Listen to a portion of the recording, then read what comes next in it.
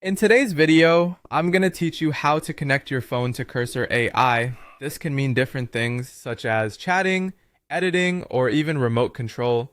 But here's what you can currently do and some creative workarounds to get more functionality. First off, let's talk about what you can actually access on your mobile phone with Cursor AI. Cursor supports access via web and mobile through what's known as agents. This allows you to use your mobile browser or set up Cursor as a progressive web app. With these, you can write code, get answers to questions, and even scaffold projects right from your phone. All you need to do is open your mobile browser, whether you prefer Chrome, Safari, or another, and head to cursor.com/agents or directly to the Cursor web interface. If you're given the option, go ahead and install it as a progressive web app. This simplifies things by letting you launch Cursor right from your home screen, similar to any app you download from an app store.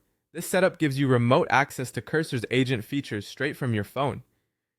It's important to note, though, there is currently no official native mobile app for Cursor that offers full IDE features for Android or iOS.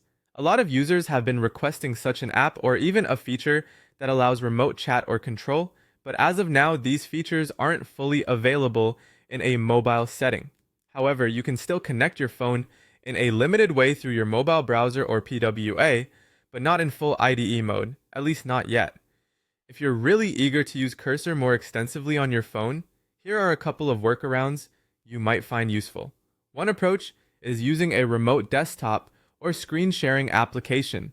If you've got Cursor installed on your PC, you can access it from your phone using apps like AnyDesk, TeamViewer, or Chrome Remote Desktop. This method doesn't offer native mobile support per se, but it allows you to interact with the full Cursor environment as though you were sitting right in front of your computer. For those of you who are into experimental or advanced tech setups and don't mind getting a little technical, there's another method circulating in various tech communities. This involves installing Cursor via Linux on Android. To explore this, you'd need an app like Termux combined with a Linux distribution installed on your Android device. From there, you could install Cursor using a specific script. Think of it as running Cursor like a Linux app on your phone. You'll also need an X server or some graphical user interface to display the Cursor window on Android. But remember, this approach is not officially supported and can be quite complicated. You might run into performance issues or compatibility problems, so proceed with caution if you decide to venture down this path. In summary, while the current options are somewhat limited, these workarounds can give you a bit more flexibility and control when you're hoping to connect your phone to Cursor AI. As always, technology evolves rapidly, so keep an eye on any updates from Cursor for potentially new and enhanced mobile features in the future.